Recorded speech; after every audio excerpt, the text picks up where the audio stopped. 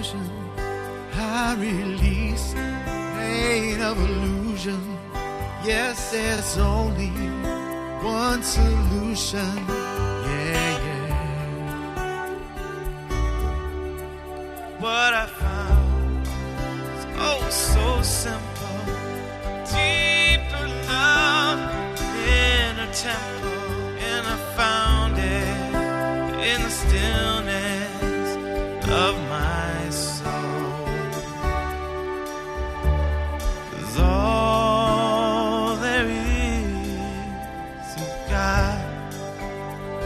Oh, yeah. All there is God.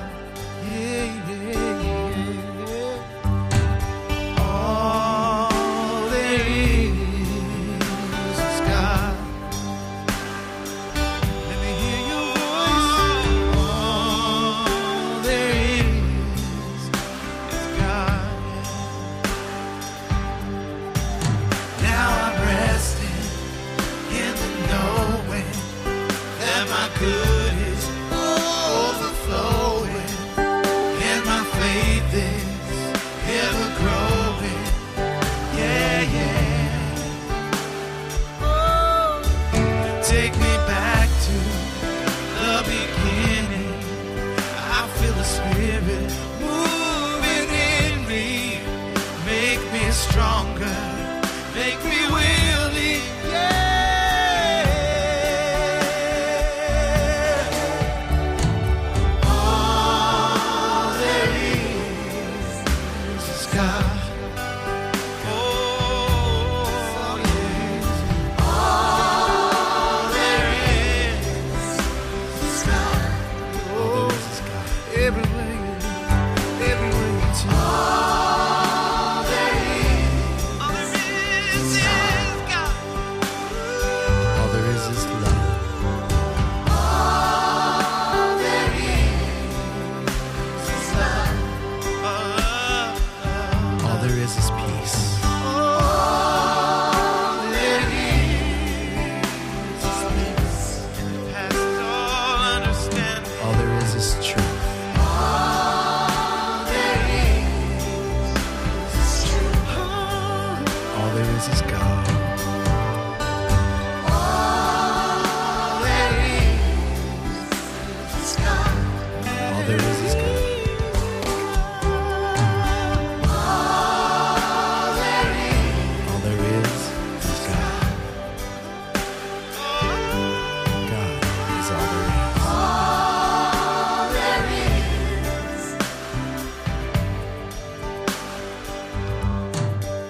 Now I'm resting in the knowing that my good is overflowing, and my faith is ever growing. Yeah, yeah. Take me back to the beginning. Feel my spirit moving in me. Make me stronger, make me willing. Yeah. All there is God. All there is God. Yeah. All there is God. Oh, God. Everywhere you turn. All there is God. Love. All there is love.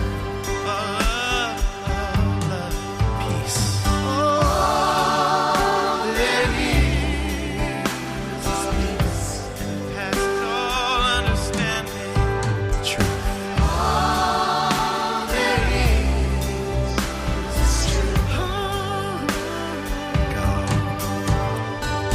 All there is God. All there is God.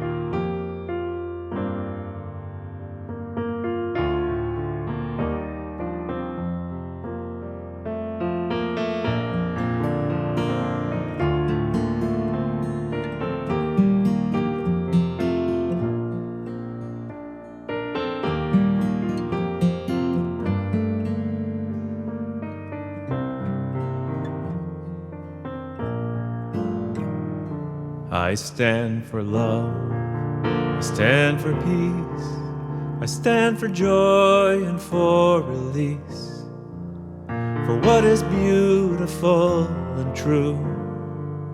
I stand for hope, I stand for you. I stand for love, I stand for peace, I stand for joy and for release, for what is beautiful and true. I stand for hope, I stand for you. You know our world is in great pain. She needs our loving care again. But there are those who fail to see what we have done and what we need. There is a cost for every act, and now there is no turning back. We burn a bridge, we bang a drum. It's time to rise, the time has come To stand for love, to stand for peace, to stand for joy and for release, for what is beautiful and true. To stand for hope, to stand for you. If you're thinking it's not urgent, that we've got more time to kill, if I'm not the one who'll change things, then for heaven's sake, who will? So I will move and I will climb that mountain one step at a time. And I won't be swayed, I will not stop until we've made it to the top, where we will stand for love and peace, we'll stand for joy and for release, for what is beautiful and true. We'll stand for hope, we'll stand for you. What is beautiful and true? I stand for hope, I stand for you.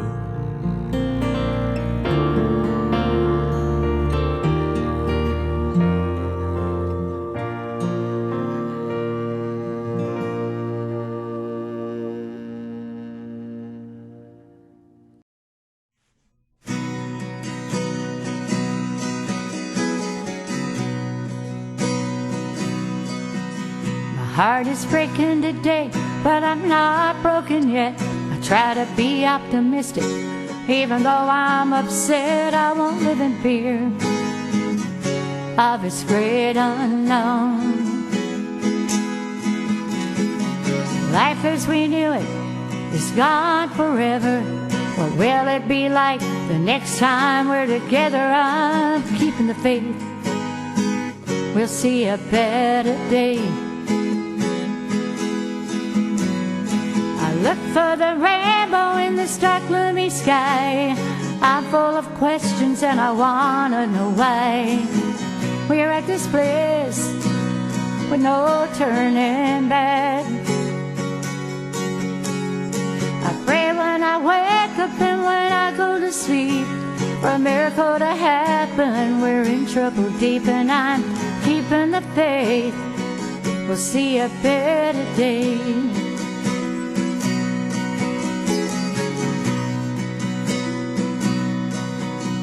There's a time for everything, everything in its time. I'm holding on by a thread before I lose my mind. How much more suffering can this world stand? We're all socially distanced, we can't go anywhere. How did we get here? Sometime life's unfair. I'm keeping the faith, we'll see a better day. I look for the rainbow in this dark, gloomy sky. I'm full of questions and I wanna know why we're at this place with no turning back. I wake up and when I go to sleep. For a miracle to happen, we're in trouble deep, and I'm keeping the faith. We'll see a better day.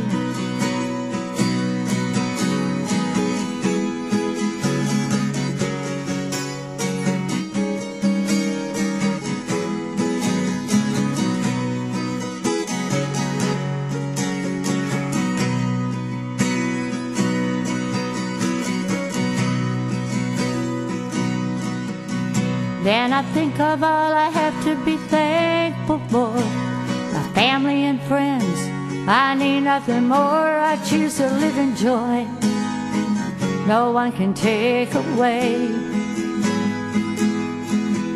I hold my head up high, I keep pressing on to the prize before me. When it's over and done, I'm keeping the faith to see a better day.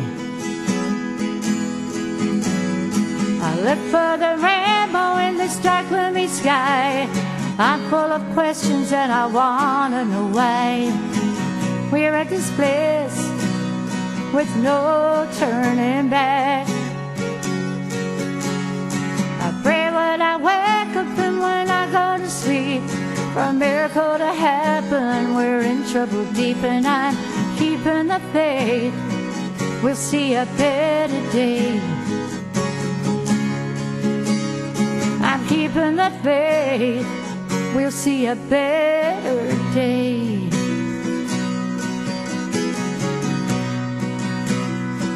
We'll see a better day.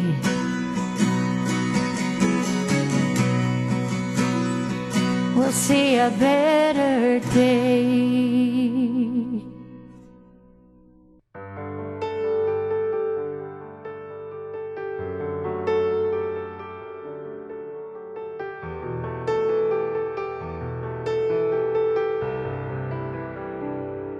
In my eyes, in my mind, in my heart, in my soul, in my life, I have been searching for something, but you were my dream. You're perfect, you're golden, you're the light, your love. You're perfect, you're golden, you're the light, my love. When I breathe, when I swallow,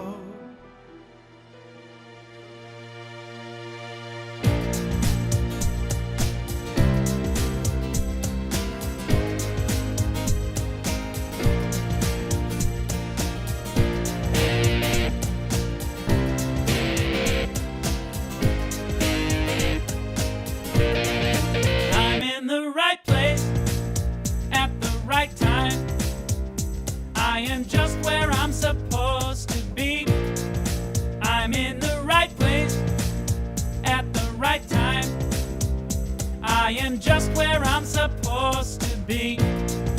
I'm in the right place at the right time. I am just where I'm supposed to be. I'm in the right place at the right time. I am just where I'm supposed to be. Oh, my soul is welcome here. Oh, my soul is welcome here. I am getting the message loud and clear. My soul is welcome here. Hello and welcome to the People of Diversity Sunday service.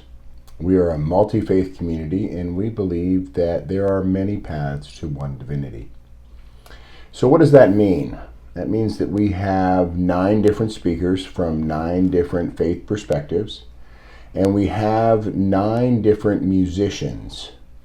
We give each of those groups one-word topics. That becomes a series. Presently, we are in a series on grief.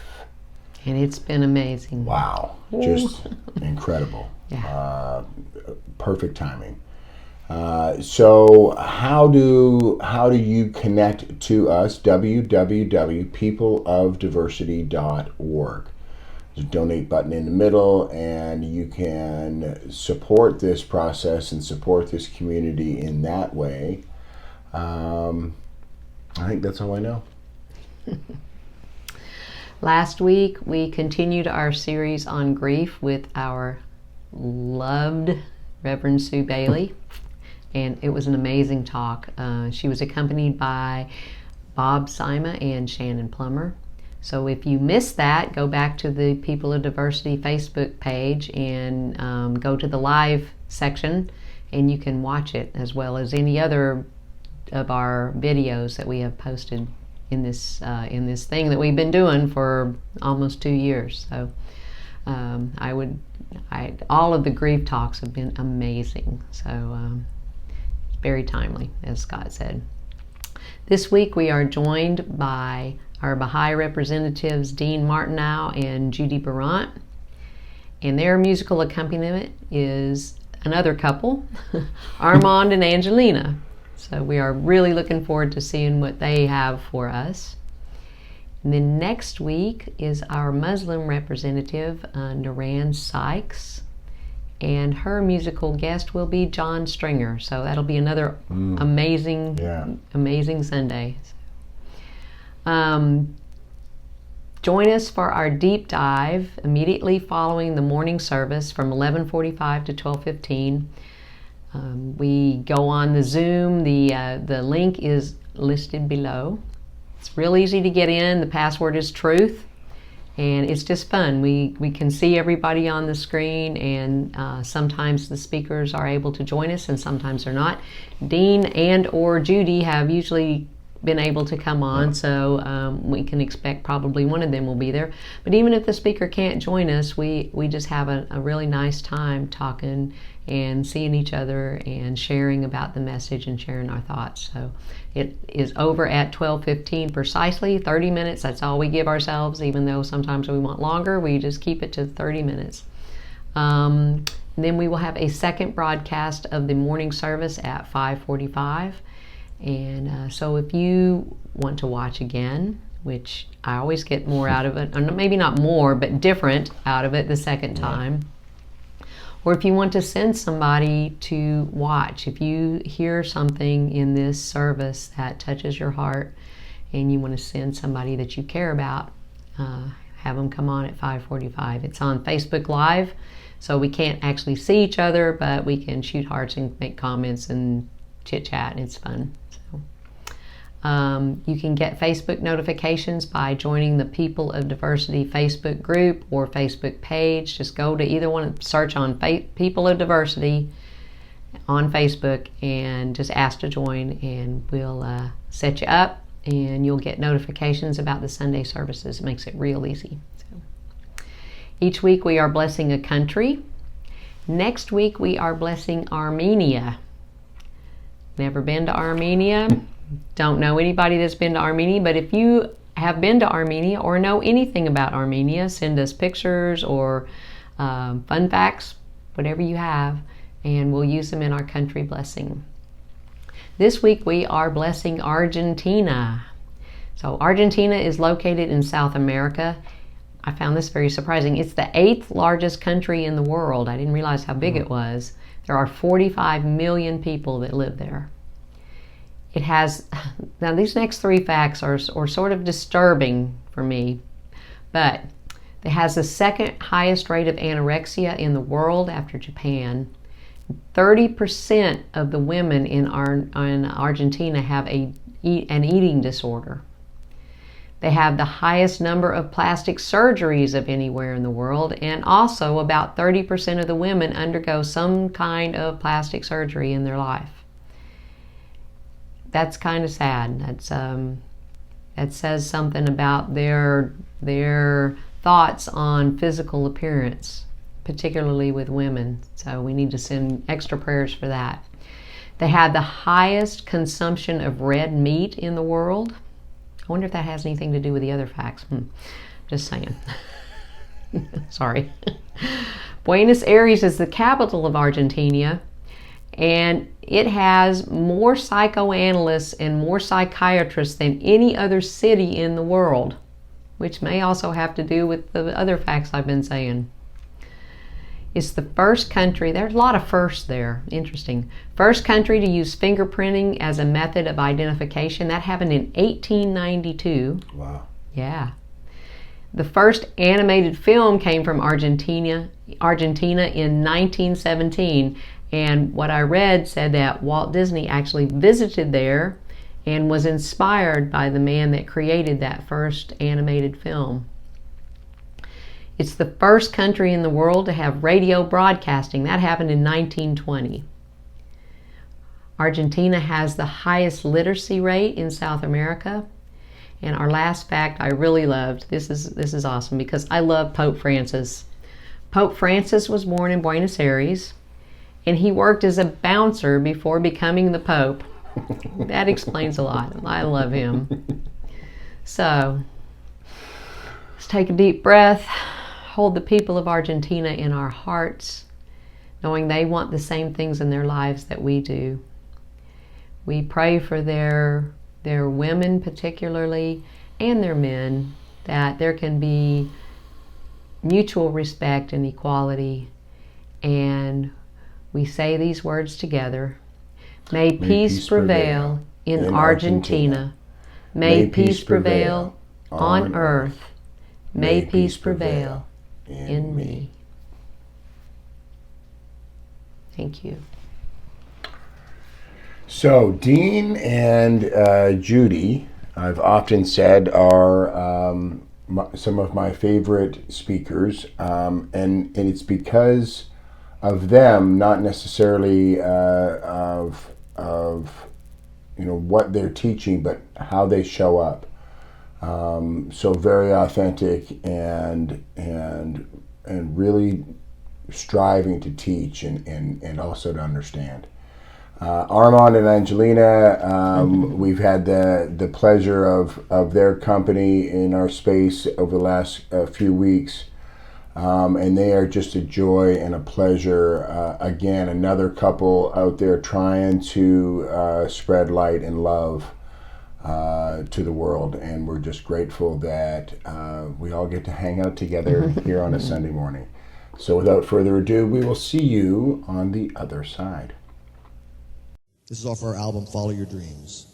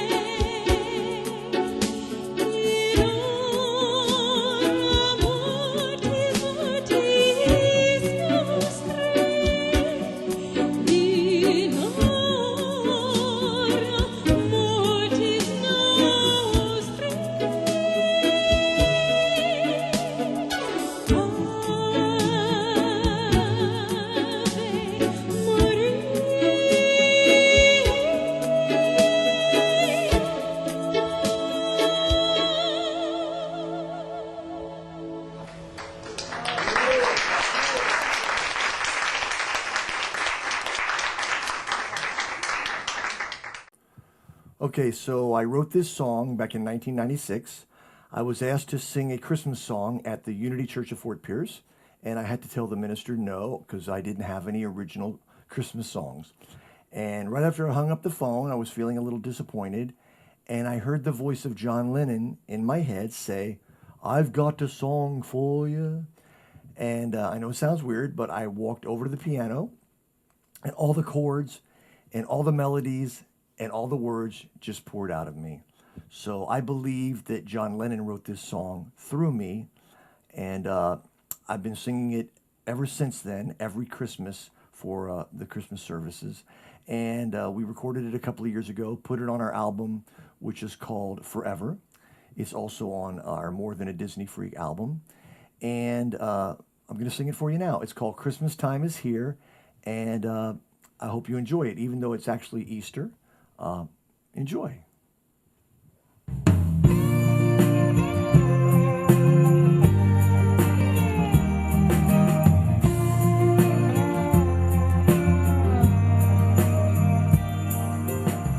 "2,000 years ago, a virgin birth, they say. Who knows just how it happened anyway? Some say that he was God. He said, so are you. Christmas is here. What will you do? To forget about the time, forget about the place, forget about the day, remember the man. Christmas time is here, the New Year's on its way. Forget about the day, remember the man.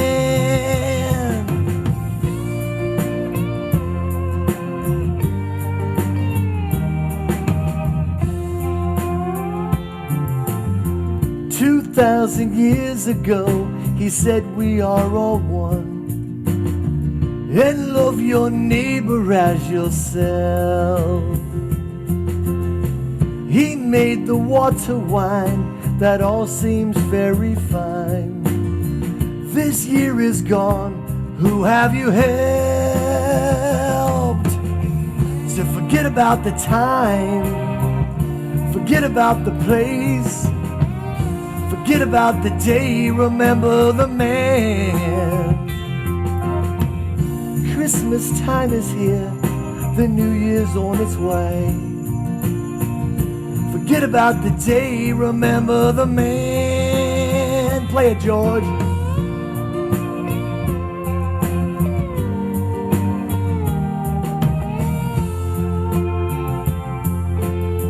Sometimes we get caught up in what to buy and who gets what. Let's set aside a little special time and give the gift of love. And forget about the time, forget about the place, forget about the day, remember the man. Christmas time is here, the New Year's on its way. Forget about the day, remember the man. Christmas time is here, the New Year's on its way. Forget about the day, remember the man. Forget about the day and remember the man. 2,000 years ago, the world's first Christmas day.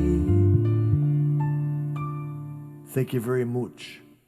Hello, visitors to the New Wave Pod, wherever you may be. I'm Dean Martineau from the Melbourne, Florida Baha'i community. Judi Behrendt Martineau is providing invaluable choreography services in the background this time around. And I'm here to talk to you for 28 minutes, hardly enough time, but that's what we have, about different implications of the teachings of the Baha'i faith related in one way or another to grief. I hope to give you some comfort, some food for thought, some questions. I don't know what proportion you'll receive those. That'll be kind of up to you. I'll talk about some of what might be more, you might say, universally related to grief and grieving. in a few minutes, but to begin with, I want to talk about the perspectives and experiences of people of African descent and native peoples. It's an important teaching of the Baha'i faith that we center the experiences of African Americans and Native Americans. And I'm going through a book that I barely scratched the surface of called Grieving While Black by Brescia Wade. And I want to read parts of it to you. The beginning, several paragraphs here talk just about her experiences and her perspectives of being an African American in our country. So I'll start with that, and then we'll move on to another topic after that. Ms. Wade says, often when people imagine what it means for Black lives to matter, they focus on the explicit death of Black people, like those caused by police violence. Almost every system of injustice within the United States is either founded upon or informed by anti-Blackness, including racism and white supremacy. Constantly, if I could read, it would help. Consequently, there are a myriad of ways that anti-Blackness ensures that Black folks are not meant to live, let alone thrive. Many of my readers likely participate in the destruction of Black lives despite their political and social leanings, unwittingly and against their best intentions. At its core, anti-Blackness relies upon neither our consent nor our awareness to extract participation. Black people don't just face death at the barrel of a policeman's gun or within our medical system. Life is taken from us on a daily basis through housing discrimination, through the inability to get or maintain a job that allows us to pay rent, have health insurance, and buy food, and through undercompensation. I have frequently experienced violence as a result of my gender and my skin color, from the white woman who refuses to put money directly in my hand when I make a purchase at the store, to the Black men who feel entitled to sexually harass me because I'm the only Black woman available in a sea of white. I love my full name, Brescia Latte Wade, and I feel proud of who I am. My colleagues and friends call me Brescia. Unfortunately, I am not the only Black person who has had to contort myself in order to survive. What white supremacy cannot accomplish physically through death and assault, it seeks to accomplish spiritually. Systemic racism was meant to destroy Black people's relationship to ourselves, to each other, and most important, for its own survival, to white people. The very fabric of our country was premised upon Black people's expendability. We were brought here to die. White people were never meant to be in meaningful relationship to us because they were never meant to see us as people. Superficial proximity was necessary, but genuine connection was not in the source code. Now, Ms. Wade goes on to talk about how we who are white need to respond when we begin to get an inkling of the racial injustice that goes on.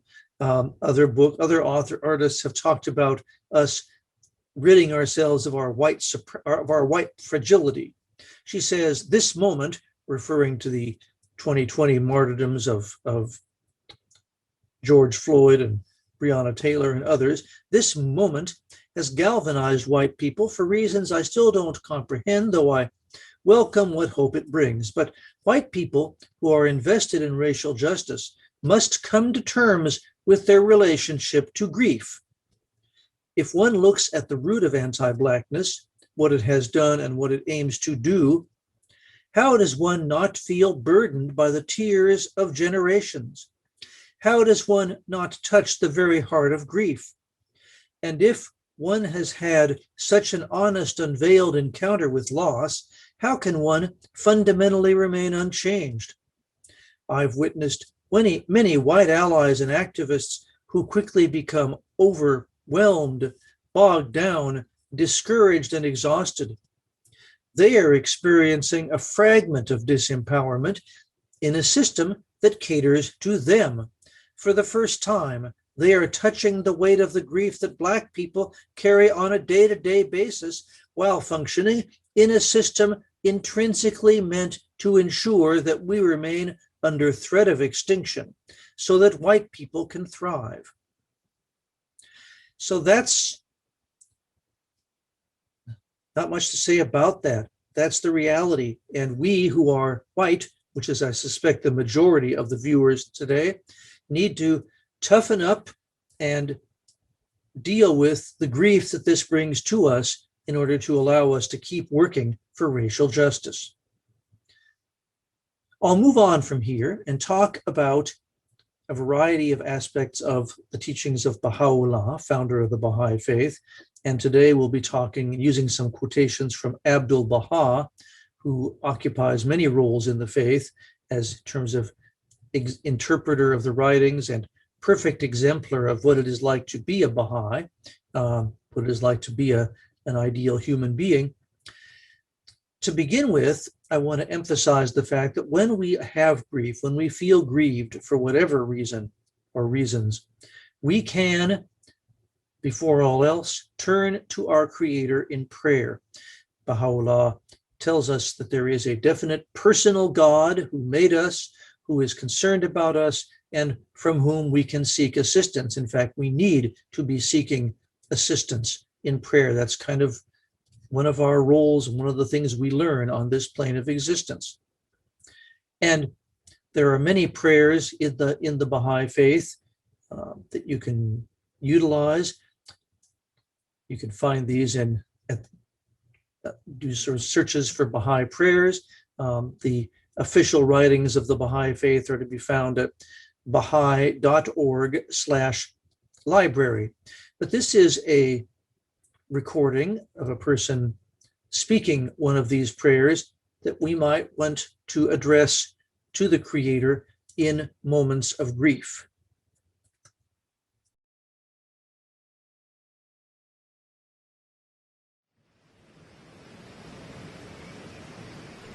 Dispel my grief by thy bounty and thy generosity, O God, my God, and banish mine anguish through thy sovereignty and thy might. Thou seest me, O my God, with my face set towards thee at a time when sorrows have compassed me on every side. I implore thee, O thou who art the Lord of all being, and overshadowest all things visible and invisible, by thy name, whereby thou hast subdued the hearts and the souls of men, and by the billows of the ocean of thy mercy, and the splendors of the day-star of thy bounty, to number me with them whom nothing whatsoever hath deterred from setting their faces toward thee, O thou Lord of all names, and Maker of the heavens. Thou beholdest, O my Lord, the things which have befallen me in thy days.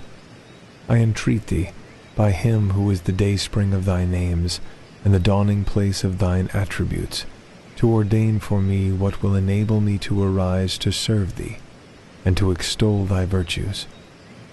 Thou art verily the Almighty, the most powerful, who art wont to answer the prayers of all men. And finally, I beg of thee by the light of thy countenance to bless my affairs, and redeem my debts, and satisfy my needs. Thou art he to whose power and to whose dominion every tongue hath testified, and whose majesty and whose sovereignty every understanding heart hath acknowledged. No God is there but thee, who hearest and art ready to answer. Baha'u'llah.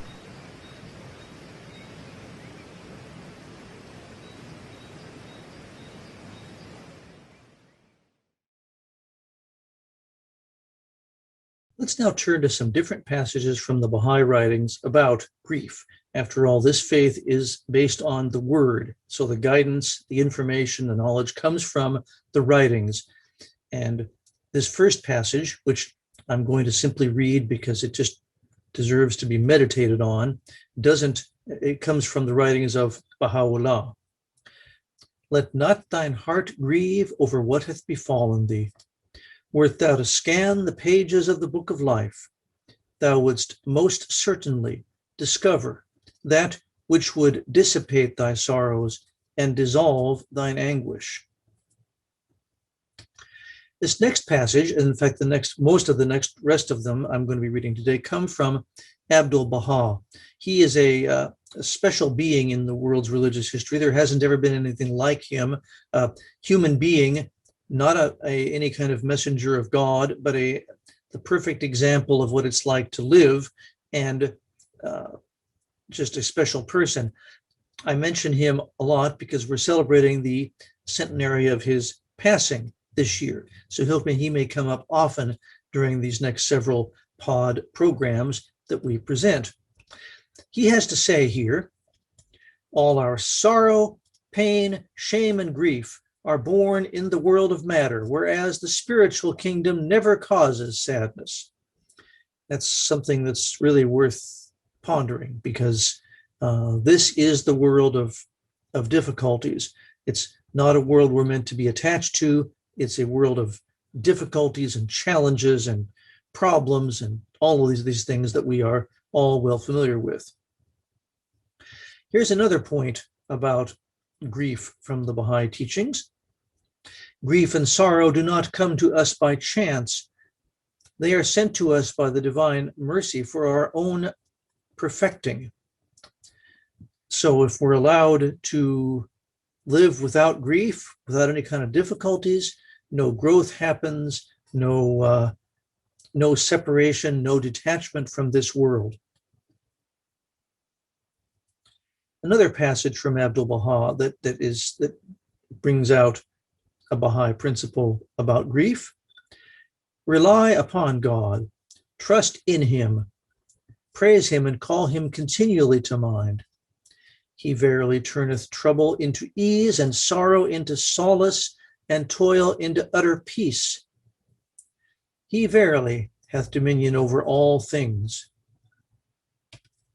Here's an interesting notion, and this has to do with health. Yield not to grief and sorrow. They cause the greatest misery. So obviously grief is a natural set of emotions that comes up, but we must not yield to them, because the very fact of doing so causes us more difficulty. And here, this is an interesting passage, not so much about grief, but I couldn't withhold myself from reading it because it explains the behavior of Abdu'l-Baha toward people. Never is it the wish of Abdu'l-Baha to see any being hurt, nor will he make anyone to grieve, for man can receive no greater gift than this, that he rejoice another's heart. So that is a little bit off topic, but again, I really couldn't resist reading it. It has to do with how we should all be and how Abdu'l-Baha always was. We'll have more to say about him when we talk about a natural disaster of the time when he was alive, the Titanic, in a few minutes. These next couple of topics have to do with specifically grief as a result of losing a loved one. And to lead this off, I want to give you a little review. We've been over this before for anybody who's been here for other times I've been to the pod, but it's really good to be clear on the teachings of Baha'u'llah regarding this life and the next, in other words, life and death. So I want to play this little summary for you so we can be on the same page when we read these passages. Heaven and Hell, a Baha'i view of life after death. As in the world's other religions, the Baha'i concept of life after death is deeply integrated into teachings about the nature of the soul and the purpose of this earthly life. Baha'u'llah confirmed the existence of a separate, rational soul for every human. In this life, he said, the soul is related to the physical body. It provides the underlying animation for the body and is our real self. Although undetectable by physical instruments, the soul shows itself through the qualities of character that we associate with each person. The soul is the focal point for love and compassion, for faith and courage, and for other such human qualities that cannot be explained solely by thinking of a human being as an animal or as a sophisticated organic machine. The soul does not die. It endures everlastingly. When the human body dies, the soul is freed from its ties with the physical body and the surrounding physical world and begins its progress through the spiritual world. Baha'is understand the spiritual world to be a timeless and placeless extension of our own universe, and not some physically remote or removed place. Entry into the next life has the potential to bring great joy. Baha'u'llah likened death to the process of birth. He explains, the world beyond is as different from this world as is this world is different from that of the child while still in the womb of its mother.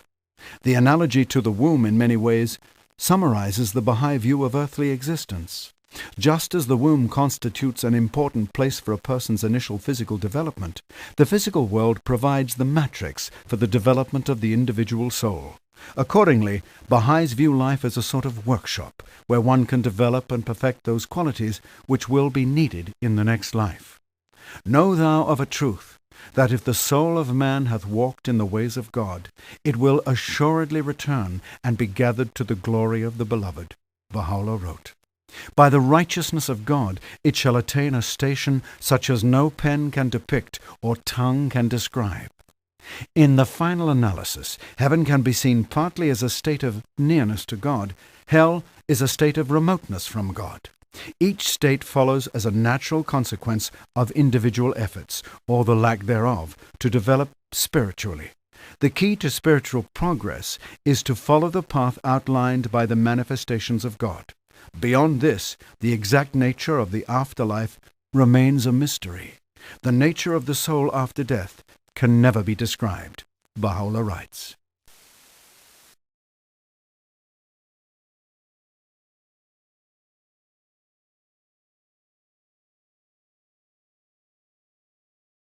With that background, I want to read a couple of passages from the Baha'i writings about grief, specifically in these experiences of losing a loved one. As you know, Baha'u'llah has said, I have made death a messenger of joy to thee, wherefore dost thou grieve? So here's what the writings say here. Abdu'l-Baha wrote to a lady, O thou beloved maidservant of God, although the loss of a son is indeed heartbreaking and beyond the limits of human endurance, yet one who knoweth and understandeth is assured that the son has not been lost, but rather has stepped from this world into another, and she will find him in the divine realm. That reunion shall be for eternity, while in this world separation is inevitable and bringeth with it a burning grief. Therefore, be thou not disconsolate, do not languish, do not sigh, neither wail nor weep, for agitation and mourning deeply affect his soul in the divine realm. This is a key point, and I've seen this in other writings from other places. When we grieve unduly, when we remain attached to the other person who has passed on, it harms that person and slows their progress and makes their existence less pleasing and less of what it could be. I've seen in the Baha'i writings, we don't have any quotations that mention this here, but it is as if in the Baha'i writings talk about how souls are transplanted to a newer, better garden. Of course, it's a little hard for those of us that are left in this one. Another passage related to this is, O thou who art tested with a great calamity, be not grieved nor troubled because of the loss which has befallen thee, a loss which caused the tears to flow, sighs to be produced, sorrows to exist, and hearts to burn in great agony. But no, this hath reference only to the physical body. And if thou considerest this matter with a discerning and intelligent eye, thou wilt find that it hath no power whatsoever, for separation belongeth to the characteristics of the body. But concerning the spirit, know that thy pure son shall be with thee in the kingdom of God, and that thou shalt witness his smiling face, illumined brow, handsome spirit, and real happiness. Accordingly, thou wilt then be comforted and thank God for his favor upon thee. These worlds, we are not aware of how close the next world is to us, but they are very close indeed, and closer than we can even imagine. And so the beings that we have lost in this world are right there, but we cannot be aware of it. Now, I want to talk a little about Abdu'l-Baha and how he dealt with the natural disaster of the Titanic. Abdu'l-Baha, after having attended no school and being a prisoner for some 60 years, traveled to the US at age 68 and gave all kinds of talks all over the place with no experience giving talks or dealing with Western thought or any of this sort of thing. And so he talked in New York. This talk can be found in a book called The Promulgation of Universal Peace. It happens to have taken place, let's get the day, on April 23rd, 1912. The first paragraph has a lot to say about just how Abdu'l-Baha dealt with life. Today, I have been speaking from dawn until now, yet because of love, fellowship, and desire to be with you, I have come here to speak again briefly. He then goes on to talk about what he's here to talk about. Within the last few days, a terrible event has happened in the world, an event saddening to every heart and grieving every spirit. I refer to the Titanic disaster, in which many of our fellow human beings were drowned. A number of beautiful souls passed beyond this earthly life. Although such an event is indeed regrettable, we must realize that everything which happens is due to some wisdom, and that nothing happens without a reason. Therein is a mystery. But whatever the reason and mystery, it was a very sad occurrence, one which brought tears to many eyes and distress to many souls. He goes on to say, these human conditions may be likened to the matrix of the mother, from which a child is to be born into the spacious outer world. And we saw this in the example I played for you a little while ago, that this world is really kind of like the womb for the next world. And indeed, we know that the life of the next world is as different from this one as this one was different from the womb. At first, the being doesn't want to go to the next world, feels like he's attached to this one, but then we learn that it's a pretty good place. Abdu'l-Baha then goes on to say, furthermore, these events have deeper reasons. Their object and purpose is to teach man certain lessons. We are living in a day of reliance upon material conditions. Men imagine that the great size and strength of a ship, the perfection of machinery, or the skill of a navigator will ensure safety, but these disasters sometimes take place, that men may know that God is the real protector. If it be the will of God to protect man, a little ship may escape destruction, whereas the greatest and most perfectly constructed vessel with the best and most skillful navigator may not survive a danger such as was present on the ocean. The purpose is that the people of the world may turn to God, the one protector, that the human souls may rely upon his preservation and know that he is the real safety. These events happen in order that man's faith may be increased and strengthened. The last thing I want to talk about, and that'll lead to the final prayer that we're going to play for you on a video, and I've talked about detachment a little bit, but an essential element of dealing with grief is being detached. Detached does not mean that one does not care. It does mean that one is not attached to anything except to the Creator. And this is a difficult thing, and there are many stages and levels of it. So this prayer that I'm about to play, to end it all for us today, mentions that, alludes to detachment as something to strive for and to pray for. So I hope you have found this of some benefit. If you're listening in real time on Sunday morning, the 11th, we'll be here for the deep dive at 11:45. Otherwise, I hope you've enjoyed it, and I look forward to talking to you again the next time I come to the pod. We end with one of the prayers from the Baha'i writings concerning grief and concerning coming together and developing detachment from all things.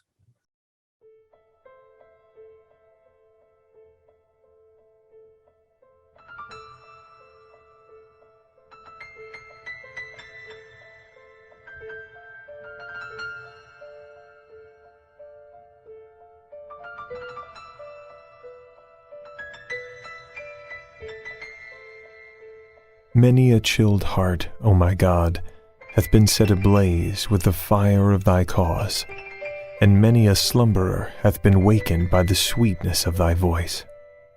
How many are the strangers who have sought shelter beneath the shadow of the tree of thy oneness, and how numerous the thirsty ones who have panted after the fountain of thy living waters in thy days. Blessed is he that hath set himself towards thee, and hasted to attain the dayspring of the lights of thy face. Blessed is he who with all his affections hath turned to the dawning place of thy revelation, and the fountainhead of thine inspiration. Blessed is he that hath expended in thy path what thou didst bestow upon him through thy bounty and favor. Blessed is he who in his sore longing after thee hath cast away all else except thyself. Blessed is he who hath enjoyed intimate communion with thee, and rid himself of all attachment to anyone save thee. I beseech thee, O my Lord, by him who is thy name, who, through the power of thy sovereignty and might, hath risen above the horizon of his prison, to ordain for everyone what becometh thee, and beseemeth thine exaltation. Thy might, in truth, is equal to all things. Baha'u'llah.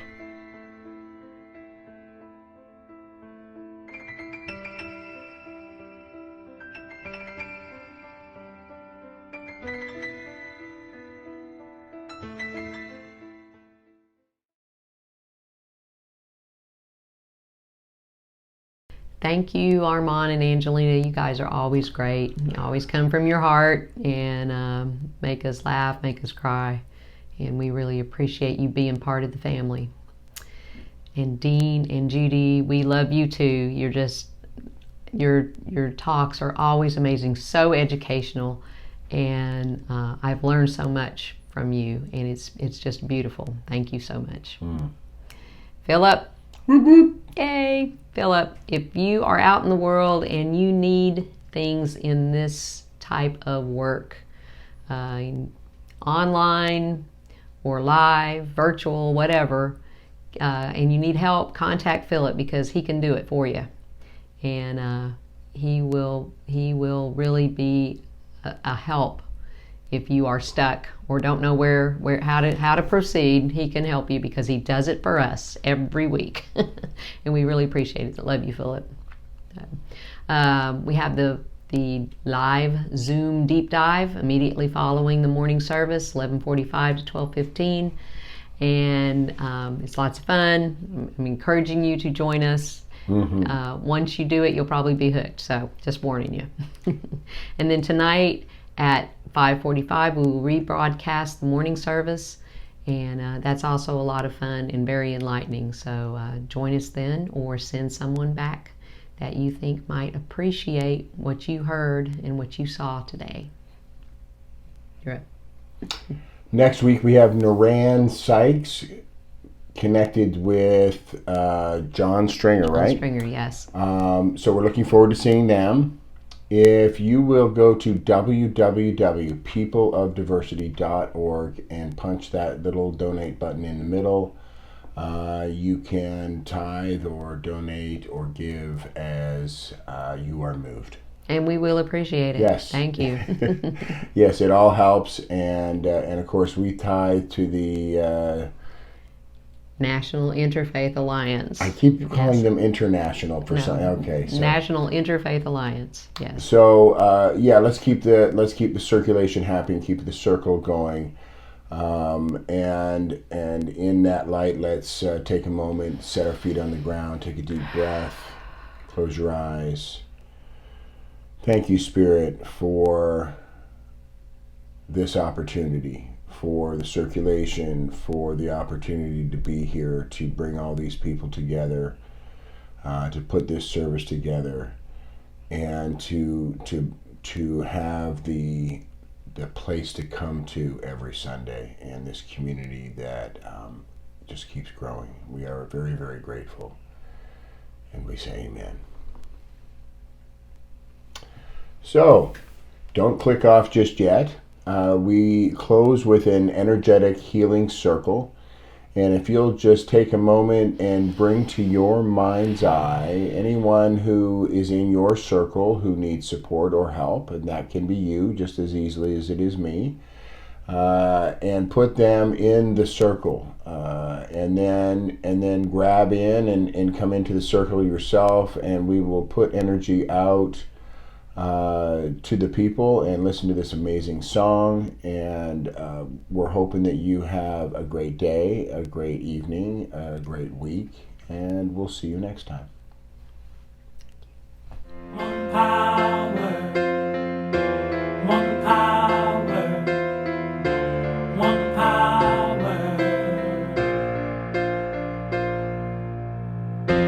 one power, one power,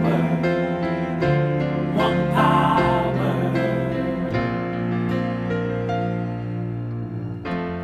There's one power invisible, and you see it everywhere and every day.